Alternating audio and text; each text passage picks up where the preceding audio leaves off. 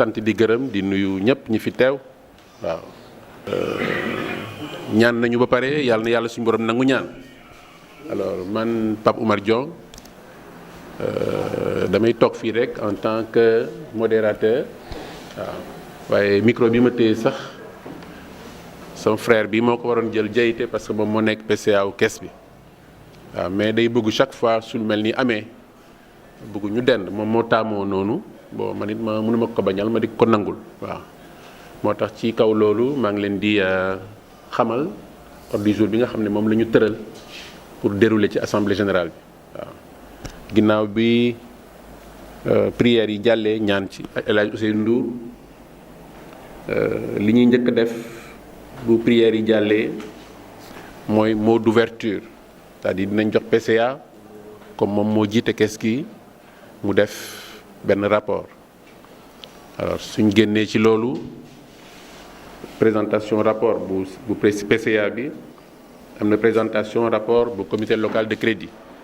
Léopold Diouf mi toog dina ko def bu ñu paree ci rapport comité local de crédit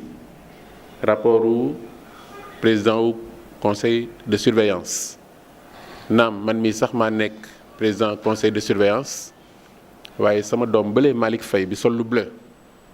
moom laa bàyyee pour mu def rapport boobu ndax xam naa ne mën na ko te ci conseil bi la bokk nekk suñu doom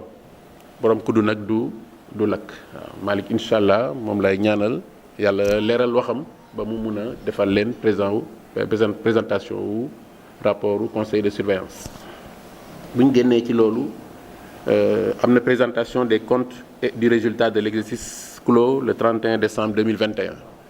loolu de affaire technique la moom affaire wu chiffre la gérant bi ngeen toog bi toog Jean-Marie Faye incha allah loolu wàllam la moom mooy def rapport boo xam ne mooy kees gi ni muy ban résultat la am lu mu jafe-jafe yi ñu am ci liggéey bi kees gi ni muy doxee loolu yëpp moom mii mooy rapport bu am solo moom mii moo ko nar a def alors bu ñu génnee ci loolu am na quitus de bonne gestion boo xam ne conseil de surveillance moo koy joxe bu ñu génnee ci loolu dina am ay débat bu ñu paree ci débat yooyu question yoo xam ne yéen dañ leen di delloo kàddu gi ngeen wax bu ngeen dégloo rapport yëpp ñu jox leen kàddu gi comme ça ngeen wax ku nekk wax xalaatam poser ay question si boobaa nag ci la Seny Diatta mi nga xam ne daanaka waa Joal la Seny Diatta bi yàlla moo dogal moom dafa ànd ak kees bi waaw moom la direction générale yónni fii tey mu nekk représentant zone Mbour bi alors nekk koo xam ne nag mun naa xam ne bokk na si ñi gën a xam keesu Joal ndax ñoo moom la woon depuis fële kër Thomas Assef ba léegi ñoo Seny Diatta la waaw yàlla di ko dimbale nag mu nekk ku xarañ lool macha allah yàlla na yàlla yokk xelam yokk xam-xamam mais nekk na nit boo xam ne lu mu la wax ci kees loolu la waaw ku xam kees la ku xam keesu Joal bi la loolu moo tax moom mu ñëw teew fii représenté fii union bi yëpp waaw techniquement dinañu wax lan mooy jàngoroy keesu Joal wala lan la ñu war a def ba kees bi gën a développé wu ndax mu ngi développé wu nag macha allah dinañ rapport yi dina ko wane. alors dinañ jox aussi benn invité boo xam ne bëgg nañ ku ñu invité parce que dafa mës a nekk keesu Joal muy Amadou Lamine Diop nekk benn gérant bu xereñ waaw mu ngi Mbour ba léegi n'est-ce pas du ma nekk mu ngi Dakar léegi nekkoon na fi bu yàggul rek gérant wu keesu Mbour 1 mais léegi dellu na dem na Dakar mais nag ku bokk ci keesu Joal ndax daf fi mës a liggéey bu rafet bàyyi xel keesu Joal nekk nag benn gérant bu xereñ waaw invité woon nañ ko tey moom am na ko wax sax ne mu ngi si yoon bi di ñëw bu yegsee dinañ ko jox kàddu moom itam mu wax xel boo xam ne mën nañu ko jox pour kees bi gën a mën a développer. alors ensuite pouvoir pour formalité le PCA du secteur normalement secteur bi war na am ku fi yónni kooku itam dina wax incha allah. alors am na nag benn événement boo xam ne dina am itam ndax boole woon nañ ci programme bi tey inauguration de la salle Augustin Ngor Sarr bugguma loolu daal mën naa wax ni moo nekk gâteau mën na nekk gâteau n'est-ce pas ci assemblée tey bi waaw dañu bëgg a inaugurer salle bi nekk ci ginnaaw am ku ñu ko tuddee alors boobaa bu ñu ci yegsee PCA mi ak kilifa yi nekk ci kees bi dinañ ko xamal mbooloo mi su ko defee ñu def ko waaw. remise de diplôme itam am na benn gérant boo xam ne moo fi jaar avant Jean-Marie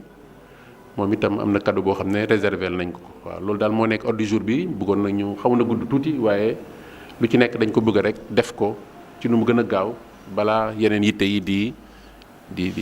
ñu tënk. Donc les membres du conseil d'administration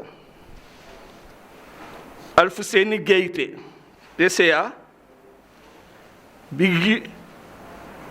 Bigiri Sissoko premier vice-président, Léopold Diouf deuxième vice-président, Ndofène Faye secrétaire, Amad Diouf membre, Mbade Ndiaye membre, Marthe Diagne membre. Nous avons constitué le conseil d'administration. Le président du comité de crédit dina présenter aussi ses membres. Le président du conseil de surveillance aussi dina présenter ses membres. C'est at juróom benn yoon la ñuy daje pour waxtaan kees nu mu war a doxee ak fu mu toll lan la ñu war a def pour kees bi avancer ànd ak le gérant car moom mooy technicien si xalaatam ñun dañuy collaborer pour dimbale ko pour résultat yi am yàlla def na suñu diggante jàmm rek et jàmm mooy continuer aussi.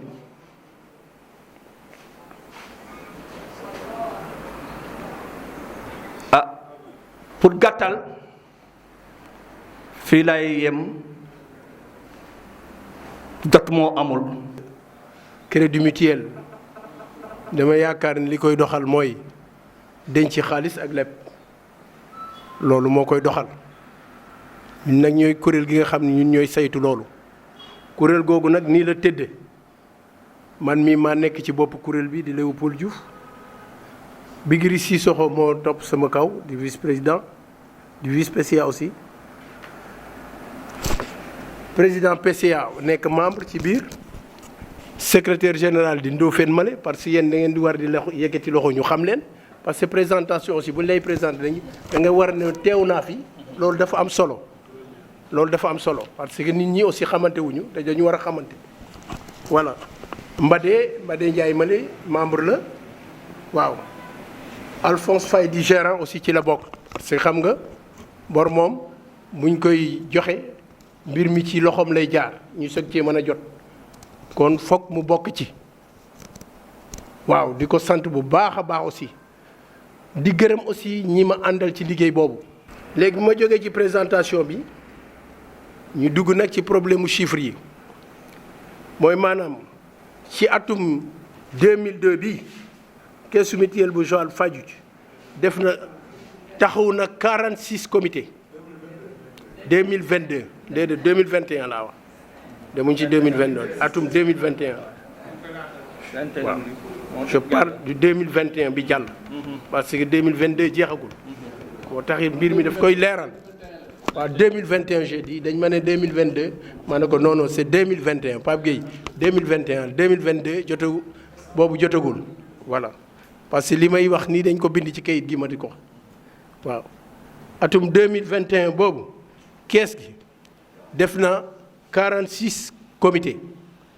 maanaam ñeent fukki comité ak juróom-benn ci biir ñeent fukki comité ak juróom-benn yooyu saytu nañu 481 dossiers de crédit maanaam dossiers yoo xam ne dañu ñëw pour leb si di ñeenti téeméer ak juróom-ñett fukk ak benn dossier ci crédit bi loolu ñu xayma ko ci xaalis mu nekk 781 millions 038 mille 180 loolu li ma ci mën a wax ci wolof mooy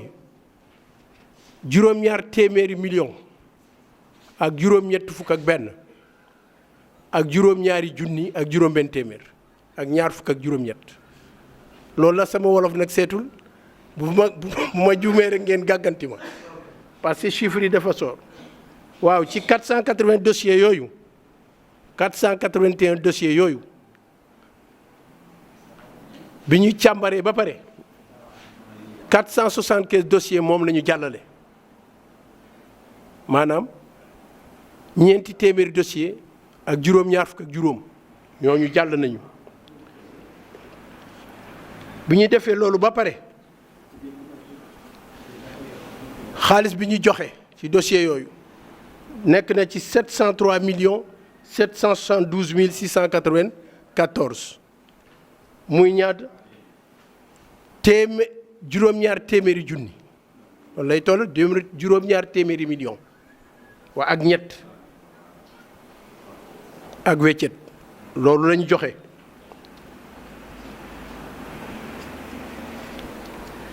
léegi am na ñaari dossiers yoo xam ne dañ leen reporté maanaam dañ leen tegandi na le ngir seen warugal la ñu warul mottaliwuñu ko parce que aussi dossier dafa am nu muy doxee soo mottaliwul li nga war duñu la mën a jël ñu am ñeenti dossiers yoo xam ne ñoom it dañ leen rejeté woon parce que aussi boo ubbee compte boo ko ubbee du ubbi compte rek pour leb kese kenn boo ko ubbee da nga am loo cay def xaalis boo ca war a dugal waaw booy dugal pour moom mun a leb loolu ak dossier yoo xam ne vraiment da nga ko war a fournir loolu moo taxoon dossiers yi ñuy rejeté leen mais du dara wax nañ leen ne daal bu ngeen di ñëwati ëllëg ngeen def li war lépp bu ko defee ñu mën leen a lebal loolu dafa am solo loolu pour sociétaires yi war nañ ko xam.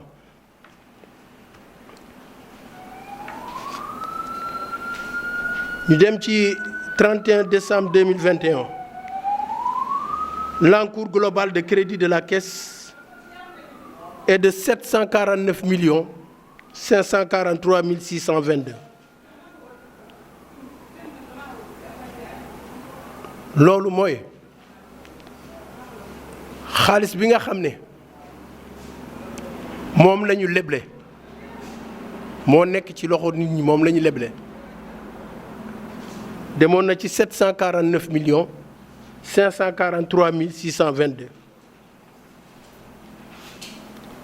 am nag lu ci tardé lu bëree bari loo xam ne kenn fayu ko dañ ko leb te fayuñu ko loolu toll na ci 1 778 622 ñooñu dañu tardé lu tolloog weer te loolu doxalul kees ku ci leb waxtu wa bu jotee da nga war a dem fay ndax loolu mooy tax kees dox waaye ñenn ñi dañ leen di woo ñu tardé lu tolloog weer am na ñu tolloog ñoo xam dañu tardé lu dem ci ñetti weer am nañu ko tardé loolu nag ñun rafetlu wuñ ko parce que bu ñu xam nga booy ñëw di leb da ngay neexal ba ñu lebal la bu ñu la lebalee ba pare nag nga dem toog sa kër da ngay mujj sax ñu di la woo naan la kay fay loolu moom rafetul buggewuñ ko noonu wax dëgg fa yàlla nit ñag jombul da ngay am ndog mais boo amee ndog da ngay ñëw ci kees gi fa nga lebe woon ne leen man kat muñal leen ma ndax dama tollu diggante waaye toog sa kër bi ñu lay wóor wala di la fekk sa kër di ñuy wax ci crédit mutuel souvent ñu naan ñoom dañoo ñàkk kersaak dañuy fekk nit ñi ci kër yeeg loolu du loolu parce que nit ki aussi xaalis bi fi nekk nit ñi ñoo ko fi denc boo jëlee nga delloo ñu jox sa morom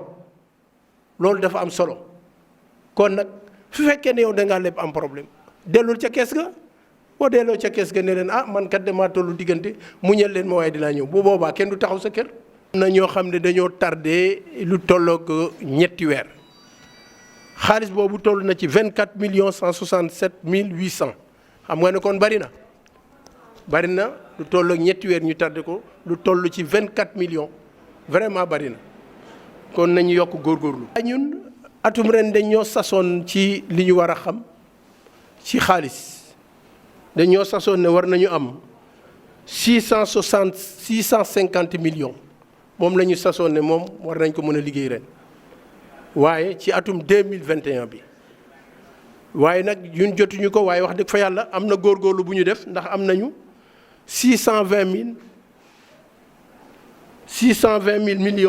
620 millions 261 767 loolu nekk téeméer boo jël am nañ ci juróom-ñeent fukk ak juróom kon nag manqué wuñu lu bari effort la vraiment di ci sant ñi ko boole di ko liggéey yëpp ñi sant ñëpp voilà. am na it bor yu ñu joxe woon ci wàllu mbéy foog ñu wax ko mbéy parce que am na ñoo fii nit ñi dañuy leb pour dem mbéy am na ñu ñëw it di leb pour dem defi yari ay nag ak ay xar ak yooyu yëpp dañ ko fii leble waaw. ñun nag benn bor bu ñu leble woon fii mu nekkoon 8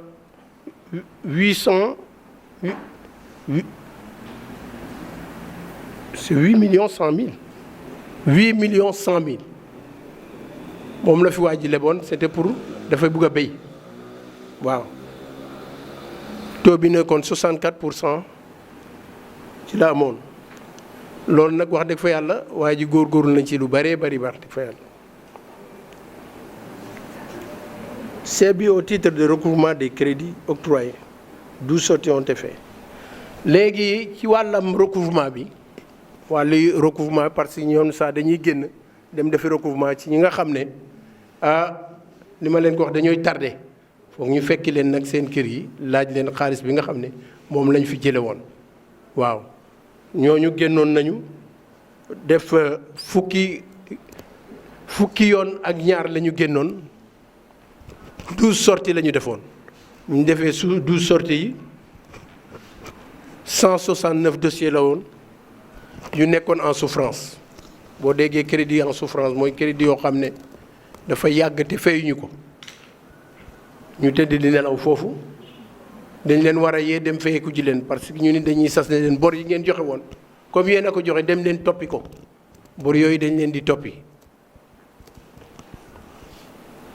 loolu toll woon na ci 78 millions 420 mille 176 xam nga ne kon bari na loolu bari na lool ci bor yoo xam ne vraiment da nga ko jox doomu aadama yi ñu war ko bañ a fay si te fay si wuñu ko mooy loo xam ne aussi jëmalewul kees kanam bor neex na lool waaye nag boo lebee na nga fay waaw.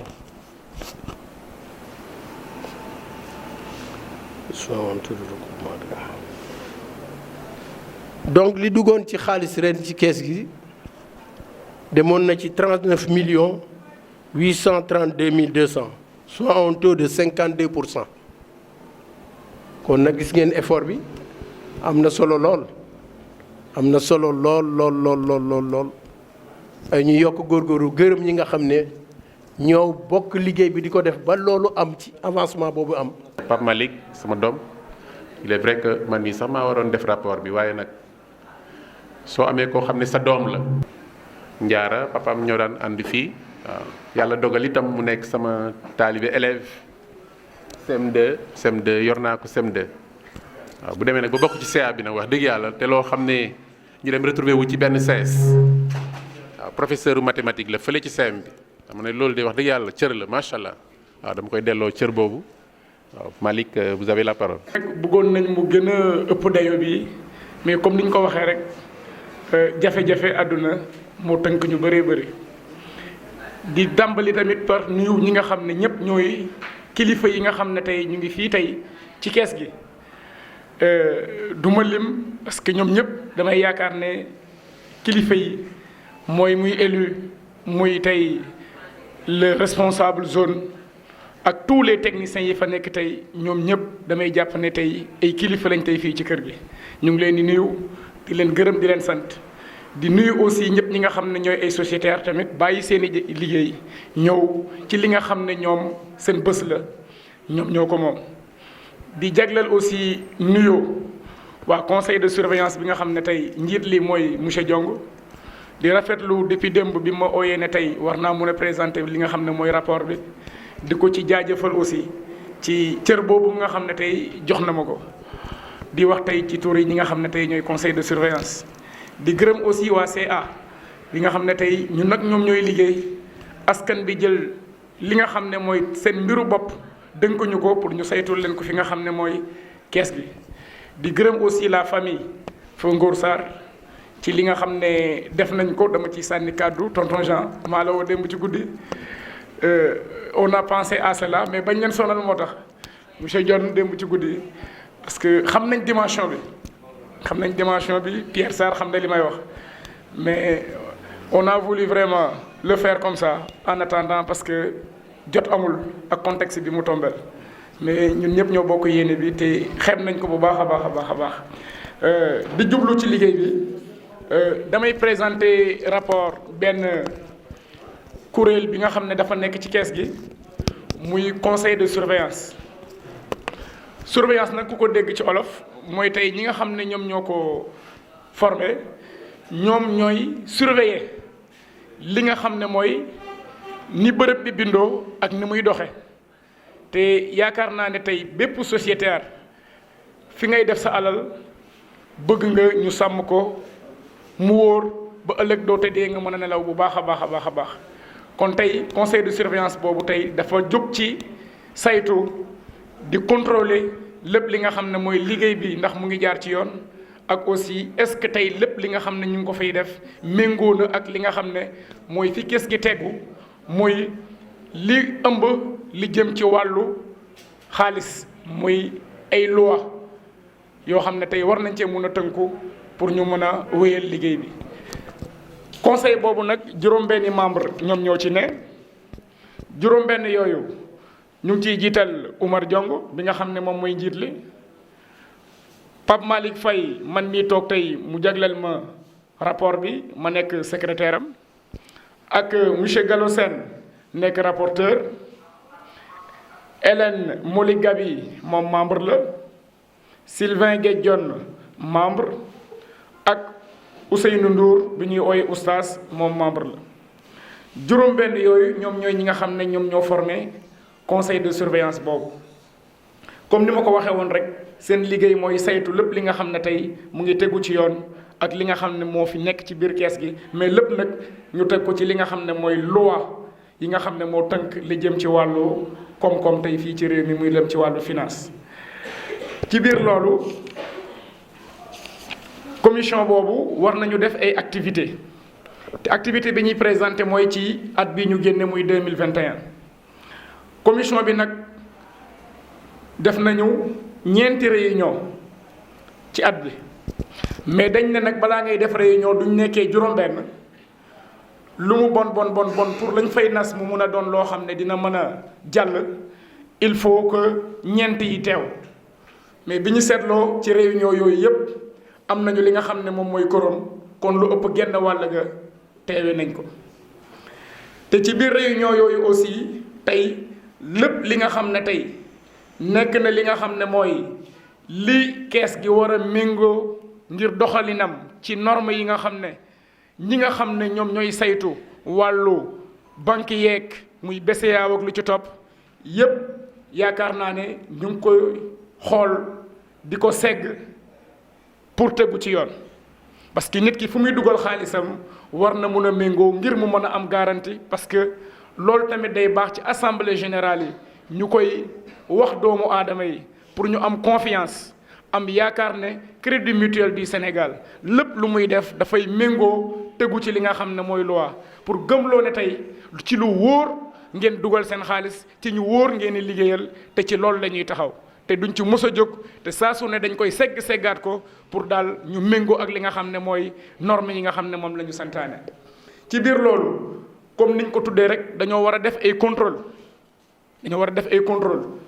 saa su ne dañoo war a def contrôle yi nga xam ne mooy liggéey bi ak lii dugg di génne ndax méngoo na mais ci biir contrôle yooyu seetlu nañu ak jafe-jafe yi nga xam ne moo am diggante 2020 ak 2021 mooy li nga xam ne mooy mbas mi am na ci tuuti sooxe parce que demoon nañ ba dem ba ñuy aaye dajaloo nit ñi ci ay réunion assemblée générale sax li ko xasa gën a wàññi loolu bokk na ci mais commission boobu seetlu nañ ne ci at bii ñu génne defuñu benn contrôle waaw loolu nag da ciy baax ñu xamal ko mbooloo mi beneen bi mooy li nga xam ne ñoom it mooy moomeelu crédit mutuel mooy li ngeen di gis oto yeeg matériel beeg ventilo yi fi nekk ak clim yeeg lampe yeeg yëpp même lampe bi tey du coupé woon du brûlé woon tey du génne kees gi parce que du xaalisu kenn ñi toog fii ñoom ñoo ko moom xaalisu crédit mutuel la du ngeen duggee ci biir bagage yaa nga foofu kon kenn amul sañ-sañ génn fi benn bagage te yooyu yaakaar naa ne lépp luy matériel physique muy immobilier bi yépp dañ koy saytu di ko toppatoo parce que loolu xaalis la boo xam ne ëllëg dañuy organiser ay bés yoo xam ne war nañ ko mun a jaay mu nekk comme boo xam ne war na mun a dugaat ci kees yi pour li leen di suqali kon loolu aussi biñ ko saytoo yaakaar naa ne ñu ngi ci parce que bi ñu xoolee rapprochement effectué donc fichier bi ci 31 décembre 2021 mu ngi nekkoon ci 103 752 amortissement yi nekk 79 752 lépp daal pour won leen ne matériel bi balaa moom mun a génn na fekk lañ ko jënde woon moom mu nga xam ne liggéey na loolu ñu koy doog a gaare loolu tamit dañ koy saytu ci biir loolu aussi ba ma génnee norme yi ak yoon yi nga xam ne tey tënku nañ ci parce que tey kees gi ci li ñuy denc ci la ñuy mën a abalaate kon duñ la abalee tey nga dem toog est-ce que nit du ñëwaat tey dinañ ko mën a abalaat loolu day andi ay sooxe ak ay jafe-jafe te yooyu yëpp tamit balaa ñu lay aal paléo bi nga xam ne tey moo téye comité de crédit ñu it dañuy bàyyi xel ci loolu wala nga ñëw it ñu war laa mun a aal tey 100 francs mun nañ laa jox fukki dërëm utiwaat ci beneen kees fukki dërëm parce que am na foo xam ne tey waruñu koo dépasser te yooyu yëpp dañ ciy tënku mu nekk ay matuwaay yu bëri yoo xam ne tey crédit mutuel mu ngi koy xool di ko gëstu c'est pour delloowaat xelu doomu aadama yi rek ne tey jii lépp lu crédit mutuel di def dina xaw a métti nag mais jafe-jafe yi nag ku bëgg lu wóor faw nag nga seggaat ko mais di waxtaan ak ñoom rek pour que compréhension bi gën a dem xam ne ci lu wóor rek lañ leen bëgg a teg parce que fi jamono toll la. loolu daal moo nekkoon li nga xam ne mooy présentation bi ñu tënk ko di gërëm ñëpp di sant ñëpp ak waa conseil d'administration bi nga xam ne ñu nit ñoom la ñu dënk mbir mi ñu ciy liggéey ak ñoom di gërëm les techniciens yi fi nekk yëpp liggéey bi nag neexul parce que doomu aadama bu nekk ngay dajal mais yëpp damay jàpp ne lépp pour développement kees gi la di remercier aussi le gérant et tous les autres élus surtout waa conseil de surveillance tey ci li nga xam ne moom laa doon présenté nii wasalaam. aussi ci wàllu bilan boo ko déggee peut-être ay yeneen kii la li nga xam ne moom la crédit mutuel am war ko joxe ak li mu am liñ ko ameen bu ñu defee loolu noonu dafa nekkoon 1 milliard 449 en 2020 war a nekk war a nekk 1 milliard 645 de 2021 léegi ci fonds propres yi mooy fonds propres yi bu ngeen ko déggee ci discours Pape Malick loolu tamit day wàññi ñun liñ war a joxe ci bor des fois chiffre technique yooyu duñ si dem mais c'est bon ñu wax leen comme ça ngeen xam léegi lu ci gën a am importance mooy 2020 kees gi ni mu liggéeye woon bu ñu ko évaluer woon mooy maanaam dafa waroon amul bénéfice maanaam kees gi jaaykat bu daanu dañoo daanu woon de 9 millions 268 mooy 2020 bi dañoo daanu de 9 millions 268 mooy maanaam 9 juróom-ñeenti millions ak ñeent yi ak ñeenti millions c'est bon ak c'est bon juróom-ñeenti millions doy na. voilà le chiffre rond rek c'est bon. voilà léegi bu ñu xoolee nag ci année 2021 bi yàlla suturaal nañu ñu gërëm ci agent yëpp jàpp nañ ci yéen clients yi tamit jàpp ngeen ci parce que ku nekk aussi li ñu waxante woon ak ñoom bi ñuy joxe bor yi yooyu yëpp moo tax ren lu ñuy wax mooy 9 millions yooyu ñu daan woon 2020 dañ ko récupérer ba amaat 15 millions kii excédent bénéfice bu 15 millions donc muy maanaam ne crédit mutuel bu Joal ci atum 2021 def nañu résultat positif bu 24 millions parce que performance bi 24 millions la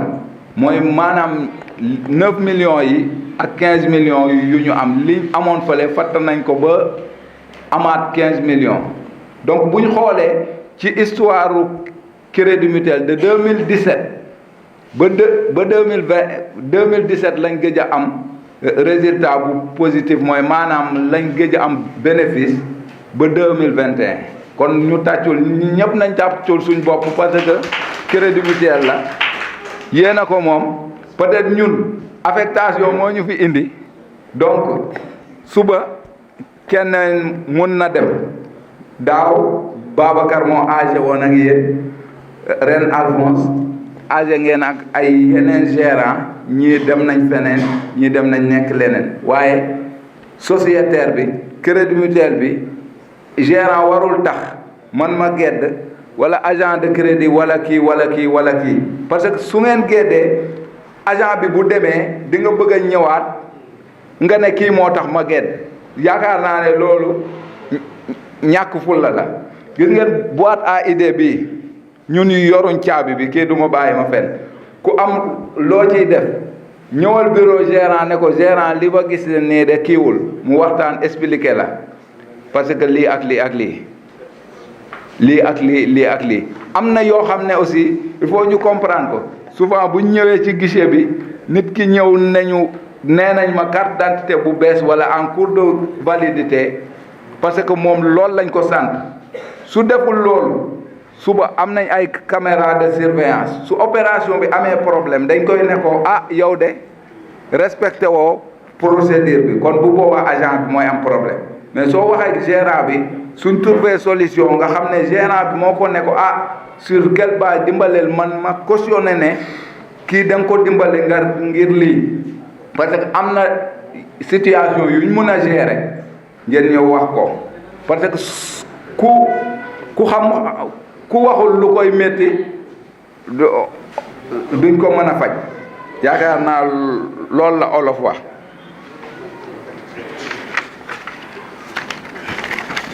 maintenant du ma jeexal sama discours nag sans ma remercier bu baax a baax liggéey bi nga xam ne agent yi nekk crédit mutuel bu Joal ñun 8 personnes yi fi nekk dinaa leen gërëm bu baax a baax parce que jàpp nañ ci ñëpp ci stagiaire ba ci timon ba ci gérant ak élu yi vraiment gàcc ngaalama dama bëgg ñu tàccul leen bu baax a baax waaw kii nag su amee manquement yoo xam ne amoon na ci ay manquement yoo xam ne fayir nañ en tant que gérant aussi maa ngi jéggalu yi nga xam ne manquement yi am na ci retard par exemple beneen bi mooy ñu ngi gërëm bu baax monsieur Diatta comme kii nu mu ko waxee mission yi changé na waaye yàlla du juum parce que bi ñuy def gestion rapprochée dañ ko ne ko nga dem zone Mbour man mi fi nekk gérant sax bu ma gisee mu mooy ne est-ce que yaa ngi gis kii est-ce que yaa ngi gis kii est-ce que yaa ngi gis kii dama koy ne ko yow fan nga demee mu ne ma njëkkoon naa fee nekkaat fi voilà kon xam kii bi bu baax ay samedi ak dimanche sax am na ñi fi nekk nii duñ ma bàyyi ma fen ay samedi ak dimanche sax dem nañ seen kër ànd ak moom pour ñu visiter seen dossier pour mu gën a gaaw loolu yëpp ñu ngi ko siy gërëm bu baax ndax performance bu ñu def en 2021 jàpp na si bu baax suñu morom mu papa la waaye dañuy wax ne 1h du matin sax bu ngeen ma wooyee ma taal oto bi ma ñëw tey jii ñetti AG ñoo am si zone bi te mu ne bu Joal lay ñëw yée mu yónnee fa donc moom tamit nañ ko tàccul bu baax notre vaillant aussi Pape Malick je pense que moom ñëpp da ci nekkal yaakaar naa dëmb bu ñuy génn fii ba ma xoolee sama montre bi sax mu def 23h moins daf maa jaaxal maa ngi koy tooñ ma ne ko yow sa waa kër duñ la wax dara mu ne miin nañ ko merci beaucoup li fi génne yëpp comme moo fi def voilà. Maintenant aussi maa ngi gërëm famille waa kii tonton Augustin Ngor Sarr voilà yaakaar naa ne maa ngi soog a xam lu jafee ngi noonu maa ngi soog a xam ne ñaar ñee ay frère am lañ parce que souvent fu ñuy nekk nit bu fi nekkoon ba nekk da ngay imposer wu wax ne diw di gédd comme mag seen mag nekkatu fi wala yooyu ñu ñuy kiyal waaye tey laa soog a xam ne ñoom ay kii lañ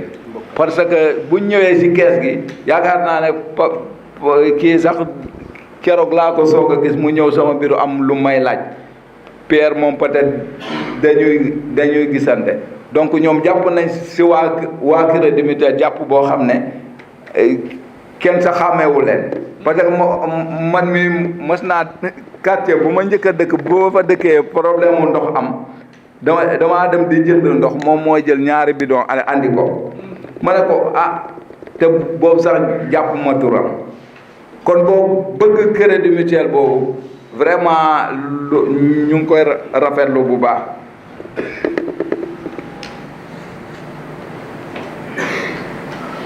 léegi aussi ñu ngi jéggalu temps yi gis ngeen que ne liggéey bi ñu bëri dañuy dugg si ñu wax leen ne dem leen fee gérant xoolal leen wala yooyu parce que dañuy def lu tubaab di wax migration dañu doon liggéeyee benn jumtukaay boobu tey bii juin le 30 juin bi bu ko Crédit Mutuel génnewul ci système bi dañuy am blocage donc il fallait tout faire pour que avant le 30 juin ñu am beneen jumtukaay bi mu ngi amplitude boobu dinañu permettre ñun sax jàngalekat yi wala ñeneen yi nga xam ne ay fonctionnaire la ñu ngi doon laajte ne naka la ñuy def di mun a xam suñ compte wala yooyu wala suñ paree ñu am telle information loolu lañ bëgg a defar mais comme migration la du affaire bu ñuy teggi nii teg ko fale parce que tey Crédit Mutuel yaakaar naa ne institution boo xam ne presque 1,3 million de clients wala mu ëpp ko donc suñ ko bëggee def nii teg ko fale du gaaw mais dañuy jël par étape di am na ci ñoo xam ne seen kii commencé nañoo jàll seen boor yi amul problème mais ku ci borom yéexu wala nga gis comportement boobu jàpp leen ne officiellement c'est kii am na ñu jotoon ñu envoyé woon message pour expliquer leen ne migration boobu dina firndeel benn kii mais yàqu ci dara beneen bi mooy xaalis bi ni mu doon génnee ni ko ñëpp doon gisee seen compte loolu wóorul tey jii nga ñëw Crédit Mutuel ku nekk même stagiaire bi sax mu mën a gis sa compte loolu wóorul woon ci agent yi parce que nit mun na wax sa compte communiqué wala yooyu wala nit ki am léegi di nga am benn niveau de responsabilité loo xam ne su génnee rek diw moo ko wax tey di ngeen gis ci kees yi di nga dem ci kii mu ne la demal ci gérant mu xoolal la mais parce que dañoo bëgg a gën a aar ñu ngi ko doon aar mais ñu gën a aar seen compte yi man même su ma nekkee guichet mun naa retirer mais xaw ma lan moo nekk sa compte parce que mun na indi ay jafe-jafe ci kii bi léegi loolu laa amoon lu may wax en tout cas je remercie tout le monde et voilà crédit aussi ngeen jàpp que ne semaine bi yaakaar naa ne am na sax renforcement yuñ def ci crédit bi yi doon ñëw ñun mënuñ woon wax ne duñ jël crédit bi mais dañ ko doon instruire après ñoom parlé woo ngi ni dañ doon réunion di ko teg parce que su nit ki ñëwul teg kii bi noonu dafay kii waaye ku am reproche rek comme niñ ko daan defee rek boo ñëwee ci gérant dina la wax ci lenn li nga xam ne di nga ko mën a comprendre léegi nag ñun tamit ñoo ngi fii comme ni ma ko waxee rek su keneen ubbi wutoon compte oustaz ubbi compte monsieur Diong ubbi compte keneen ubbi compte kon peut-être du ma xam Joal parce que crédit mutuel moo tax ma ñëw Joal donc su ma fi defee lu dul loolu tamit def naa lu ma neex moo tax su dee am na manquement ci gestion bi aussi ñu ngi jéggalu bu baax merci beaucoup. Président maa ngi nuyu ñëpp sant ñëpp gërëm ñëpp ci teewaay bi fu mu bëggoon a commencer moo di nuyu président conseil d'administration président conseil de surveillance nuyu élus yëpp ñu nekk ci kees gi nuyu technicien ñoom Alphonse madame Sow madame Faye madame Dugnon ak ñeneen ñi yëpp di nuyu sociétaires yi man nag fu ma bëggoon a commencer moo di fu Alphonse daanelee gis ngeen ni ki temps yi kees yi dafa xat trop Alphonse wax na ko V-Bank lañ nekkoon jógee V-Bank ñëw Amplitude cela veut dire que ñëpp a ngi jàng donc dina am ay rëq-rëq dina am ay tardé ñii ñi dinañ xultu ñii ñi dinañ mer mais c'est pas de gaieté de cœur moo di doonul lu ñu neex booy defar des fois day mel ni da ngay yàq donc loolaa tax ñu ngi ñaan ñi di leen di ne ñu ngi jéggalu bu baax a baax mais lii je pense que dans un mois rek lépp dina réglé wu donc loolaa tax ñu ngi leen di ñaan ngeen may leen société élus yi techniciens yi ñu ngi ci pour régler lii lu am donc loolu laa bëggoon a njëkk a wax donc lu ma ciy bëgg a yokk rek moo di kees Joal bi ñu ngi sant technicien mais d'abord ñu ngi sant élus yi parce que je pense que man kees gi depuis 2007 xam naa ko 2016 laa fi jógee dem Dakar ñëwaat daaw 2021 encore ma jëlaat kees gi ñoom oustaz amul lu ñu deful ci kees gi maa ngi leen di gërëm parce que chaque année boo fi ñëwee da nga leen di fekk oustaz recouvrer nañu oustaz sensibiliser nañu lu ñu soxla oustaz fekkee da ko ak ñoom jong ak ñeneen ñi même ren ji sax recouvrement yu ñu def yépp ak élus yi la cela veut dire que élus yi sax ñoo jàpp ci kees gi jàpp ci liggéey donc loolaa tax mënuñu toog te vraiment gërëmuñu leen ci seen présence ak nu ñu bëggee kees gi da ngay gis sax ay maguette lañ mais chaque fois bu ñu leen di oo rek ils sont présents mënoon nañu wax dañu amul jot dañuy jàngale mais saa yoo leen ooyee rek ils sont présents loolaa tax au nom de la direction générale au nom du directeur ñu ngi leen di gërëm di leen di sant bu loolu weesoo itam techniciens yi ñu ngi leen di gërëm parce que bu ñu jàpp toon rek peut-être dañ fi doon di egg mais loolu tam seen liggéey la parce que ku ñu tànn ne la fii lañ lay yóbbu c'est pour que nga liggéey donc ñoom tam ñu ngi leen di encourager di leen di remercier Alphonse joxe na résultat kees gi pour wane ni ki kees gi daaw fu mu nekkoon jóge na fa am na fu mu toll loolu yëpp élus yi la ak techniciens yi Alphonse wax na ko ay dimanche ay samedi sax dañuy dugg ci àll bi ñu ngi nuyu agriculteurs yi ñoom kii Alphonse comment il s'appelle le président ñoom Pascal ñeneen ñëpp dem nañ seen tool yi di waxtaan ak ñoom vraiment ñu ngi gis ni ki ñii ñaa ngi ñëw parce que comme niñ ko waxee bu njëkk ba Joal géej lañ doon di wax ak tourisme mais géej gi léegi vraiment doxatul comme ni muy doxee donc ñu bëri ñu ngi ci agriculture bi ñu ngi ci poulailler yi ñu ngi ci élevage ñu ngi ci maraîchage loolaa tax ñu bëgg a ñooñu xam ne ki banque bi ñëpp la fi nekkal ñu nekk ci jën yi nekk ci àll bi ñuy béy ñëpp fa nekk et seen teewaay sax ci crédit mutuel rafet na trop parce que ay personnes responsables lañu dajal ñu ngi waxtaan ak ñoom vraiment te lu ñuy wax ñu ngi koy def loolaa tax ñi ñeme tam di gën a continuer di liggéey ak ñoom donc ñu ngi bëggoon wax ne ki suñu zone bii mooy zone Mbour bi depuis Sindia Joal Diadiaye Ngexox Ndiagañaaw Saly Mbour 1 Mbour 2 def nañ liggéey bu rafet ci année 2021 boo xoolee ren 2021 kees yëpp excédentaire suñ kees yi yëpp excédentaire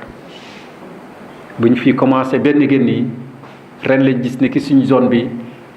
ñëpp excédentaire zone bi mooy premier ci zone direction régionale Mbour ci Thiès donc Alphonse lu ñu liggéey yeneen kees yi tam lu ñu liggéeyoon daaw ëpp 2 fois lu ñu liggéey donc cela veut dire que suñ zone bi vraiment yàlla may nañu ñu ngi koy gërëm ne ki liggéey bi mu ngi dox te ñu ngi ñaan yàlla tam continuer nii boo xoolee performance bi ci réseau bi yëpp Crédit Mutuel ñun ñooy 2e après Dakar donc cela veut dire que ñii techniciens yi ñu ngi liggéey ñu ngi góorgóorlu donc loolaa tax on profite de l'occasion ci assemblée générale bi di leen di féliciter parce que ku liggéey rek war nga ko ne jaajëf donc ñii am na jaajëf bu nga xam ne noonu rek la ñu bëgg parce que da nga bëgg aussi boo demee ci sa morom yi bi ñu leen di tàgg ñi leen di tàgg loolaa tax bàyyiwuma leen chaque jour maa ngi leen di oo ñu ngi woowante te ñu neexal liggéeyal la donc loolaa tax ñu bëggoon tey vraiment ngeen sant leen ngeen gërëm leen ñu ne leen nañu continuer noonu donc loolaa tax ñu nag loolaa ñu amoon. dama bëggoon wax ne ki suñu zone bi ren daal defar nañ 14 milliards en épargne moo di ñi mel na ni ki dañuy gën a wóolu Crédit Mutuel ñu ngi ñëw di teg seen xaalis di déposer seen xaalis sociétaire bi tam ñu ngi gën a góorgóorlu di teg di ñëw ubbi compte tam bor yi njoxoon daaw rek egg na 5 milliards ci sama zone bi rek donc loolaa tax loolu baaxoon na ñi xamee ko noonu xam ne que Crédit Mutuel am na yeneen banque mais liggéeyam ak ñeneen ñi sax dafa wutee te leen comme niñ ko waxee chaque lundi dañ def commission te chaque lundi comité bi nu mu tëdd PV bi day gën a dossier day gën a gaaw donc loolu tam bëggoon na ko pour nit ñi xamee ko noonu